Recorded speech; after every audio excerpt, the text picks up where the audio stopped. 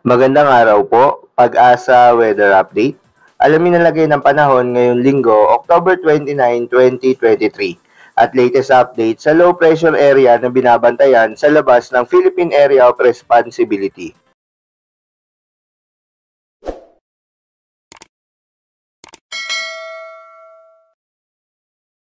Sa kasalukuyan nga ay northeast monsoon o amihan nakakaapekto sa may northern Luzon area, pati na rin sa may silangang bahagi ng Central Luzon. And also, itong northeast monsoon magdadala ng partly cloudy to cloudy skies na may mga mahihinang pag-ulan dito sa areas ng Cagayan Valley, Cordillera Administrative Region, Ilocos Region, pati na rin sa may Aurora. Para naman sa lagay ng panahon sa Metro Manila at sa ating buong kapuluan or sa nalalabing bahagi na ating kapuluan, partly cloudy to cloudy skies din naman tayo pero may mga tsansa tayo ng mga localized thunderstorms at mas mataas yung mga tsansa ng mga localized thunderstorms dito sa area ng Ilocos Norte pati na rin sa may Quezon. Kaya yung ating mga Regional Services Division maglalabas ng thunderstorm advisory, rainfall advisory o di kaya heavy rainfall warning kung kinakailangan. Meron din pala tayong isang namomonitor na low pressure area sa labas ng ating Philippine Area of Responsibility. Minomonitor natin to at sa kasalukuyan mababa naman yung chance na ito ay maging bagyo in the next 24 to 48 hours pero hindi natin tinatanggal yung posibilidad na ito ay pumasok na ating Philippine Area of Responsibility. Dito sa may kanlurang bahagi ng Southern Luzon, maliban sa Calabarzon, partly cloudy to cloudy skies pero may mga chance pa nga rin ng mga localized thunderstorms.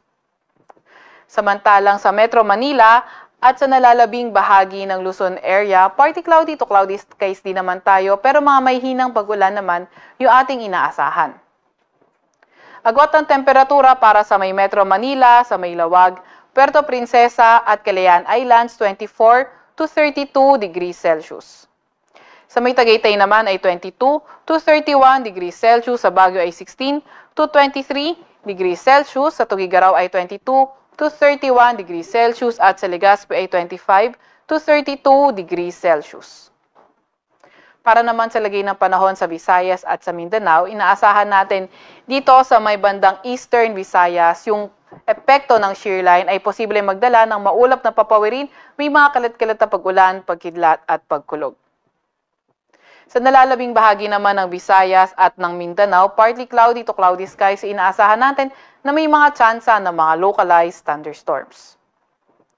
Agwat ang temperatura para sa Iloilo, 27 to 32 degrees Celsius, sa Cebu ay 26 to 31 degrees Celsius at sa Tacloban ay 25 to 31 degrees Celsius. Sa Zamboanga naman ay 24 to 33 degrees Celsius, sa may Cagayan de Oro ay 24 to 31 degrees Celsius at sa Davao ay 24 to 32 degrees Celsius. Wala pa rin tayong nakataas na gale warning sa kahit na anong baybay na ating bansa, pero ingat pa rin sa papalaot sa may Northern Luzon area dahil katamtaman yung magiging alon ng karagatan.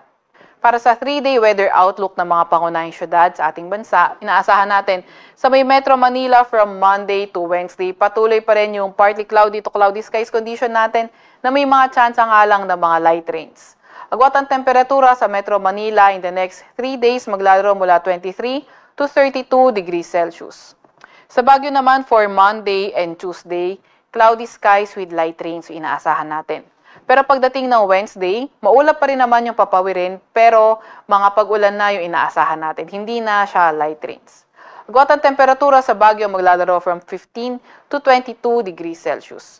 Sa may Legazpi naman sa susunod na 3 araw, Monday to Wednesday, pati na rin sa may Metro Cebu, pati na rin sa may silangang bahagi ng Visayas. Inaasahan nga natin yung posibleng epekto ng shear line o hindi kaya yung trough ng low pressure area yung magdadala ng paulan sa areas na ito. So agwat ang temperatura sa Legazpi City sa susunod na 3 araw, 25 to 32 degrees Celsius. Sa Metro Cebu naman ay 24 to 31 degrees Celsius. Sa Metro Davao naman, sa susunod na 3 araw, better weather condition yung inaasahan natin kung saan may chance nga lang tayo ng mga localized thunderstorms. Kaya sa ngayon pa lang, pinapayuhan na natin ating mga kababayan na mag-ingat at maki-update sa ilalabas ng mga advisory ng Pag-asa, thunderstorm advisory man, rainfall advisory o hindi kaya rainfall, heavy rainfall warning.